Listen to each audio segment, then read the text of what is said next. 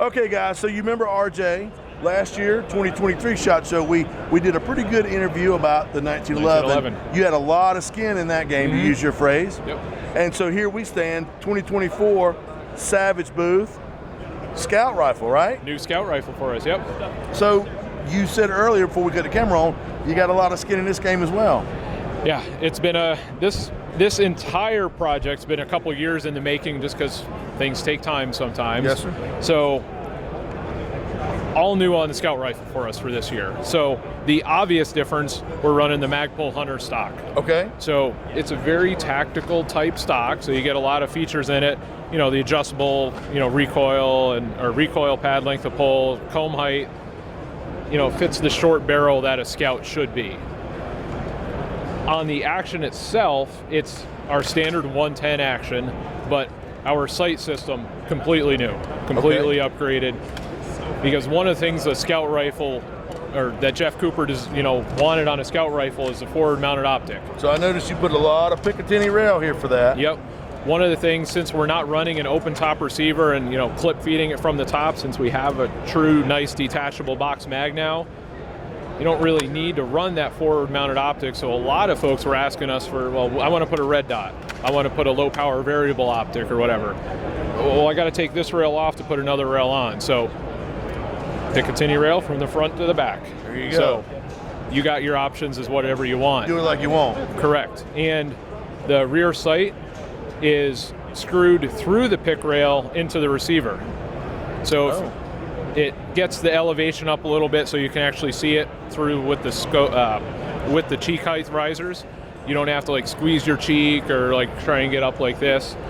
But if you don't want the sight, unscrew it, take the sight off, put the screws back in, and your rail's still good. Oh, okay. So it's no new screws, no weirdness there. And when you get to the front sight, this is kind of neat for us. It runs an AR-15 front post. Adjustable for elevation. Correct. So based on your cartridge choice or your bullet weight, you can adjust the rear sight up and down, left and right, front sight up and down, or if you want to put a tritium AR post in there or something. And you can swap it out. Yep. Now, I noticed a pretty heavy-duty muzzle brake on this. Yep. Which begs the question, this is 308. Yep. But it's offered in what other calibers?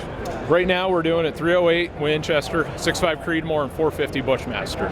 Oh, wow. So stock-wise and configuration, FDE and black, left and right-handed. Really? Yep. What's the MSRP on something like this going to be, do you know? $10.99. So the street price will be under $1,000 probably. Yep. Well, RJ, I tell everybody that, to the best of my knowledge, factory bone stock rifles, the most accurate rifle out of the box is always going to be a Savage. Absolutely. And that is how I understand how you do the barrels and the barrel nut. It's not a press fit barrel, it's a threaded barrel. Correct. And that just gives you a more consistent, steady head spacing. Yep. Does this 110 action, you said it was a 110, does all this still follow the same Savage, what makes Savage a Savage rifle? Absolutely. One of the things we don't publicize too much, all of our barrels are hand straightened. Really? We have a few very skilled folks at the factory that after every barrel's machined, they're looking at them through the light down the bore, making sure they're perfectly straight on the inside. Wow. So, and then maybe has that been an ongoing thing at Savage? So that probably lends itself to the inherent accuracy it is out of the box. Yep. Well, man, that is a very nice rifle, especially for under. It's got the AccuTrigger. AccuTrigger. Have you shot one of these? We had them at the range yesterday. We were shooting them. What ballpark me? Is it a 2 MOA gun? If you got decent glass. 1 MOA. 1 MOA. Easy. With one of these that we had just a loopholed red dot on. Okay. I was hitting a spinner target on a torso-size IPSC plate. So at 100 yards? With just a red dot. Oh, wow. And I want to say I clipped the spinner once with just the iron sights. Wow. I ain't the greatest shooter, but... Well, I hear tell you're pretty fair. But, well, man, that is very cool and innovative. I'll tell you what, when I get back home in about a week, I'm going to email you. If you can see your way clear, I'd like to do a review on maybe some of these Savage rifles. Or what have you. Yep. We can work on that. All right. I'll promise to be better. I will go through our liaison, Mr. Churchill. Just picking. Well, look, I know you're busy. I know you got meetings to do. You're holding this whole damn fort down.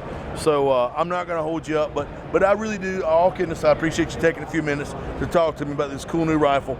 But real quick before I let you go, you did mention the 1911 that we talked about last year. Yep. That's going to be available in 9mm this year. Correct. Essentially, same gun, different caliber. Correct. Okay. Same SKU set, basically, feature set, finishes, barrel lengths, sight options, all that good stuff. Just the littler hole instead of the 45. Gotcha. So. All right. Well, cool, man. Well, what I'll do is when I'm done with this, I'll link our interview last year to this. Yep. So if people are curious about that particular pistol, you can just follow that link and just know now you can get it in 9mm. All right, my brother. Well, I'm going to let you get to it. Okay. But RJ, thank you. Thank you. Good to see you.